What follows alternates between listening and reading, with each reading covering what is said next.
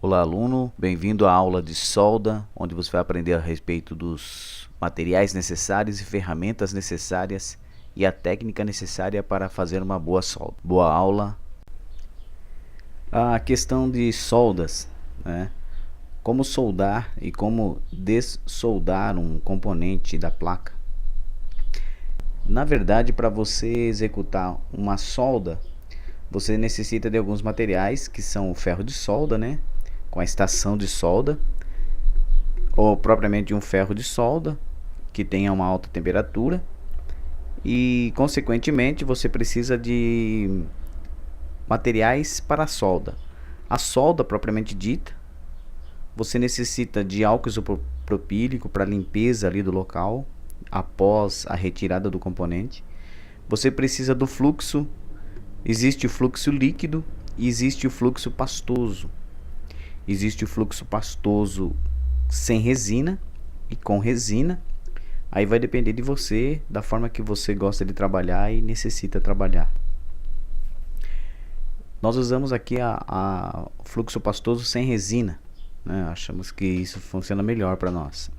Qual a função da resina, né? Do fluxo com resina ou sem resina? Nada mais é de dar a liga da solda na parte metálica do componente que vai ser soldado. Aplica-se o fluxo, depois aplica-se a solda, que no caso seria o estanho, e depois aplica o mesmo trabalho na peça onde vai ser soldado esse componente, e aí ficando um trabalho perfeito. E quando a solda não sai de maneira alguma, você encosta o ferro ali, não solta, você coloca fluxo, não solta, você precisa colocar mais solda nele, tá?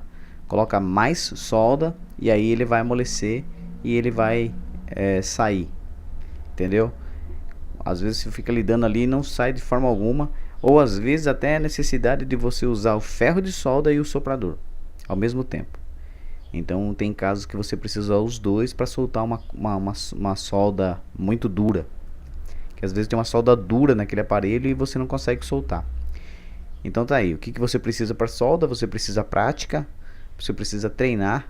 As duas partes que serão soldadas têm que estarem estanhadas, elas precisam estar estanhadas, as duas partes, para que seja feita uma boa solda e fique perfeito o trabalho, ok?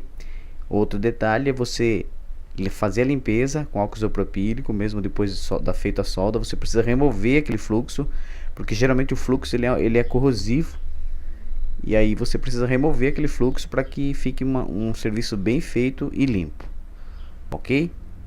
Então vamos lá, você precisa do ferro de solda, você precisa do fluxo de solda, você precisa do estanho sem fluxo, meio milímetro, né?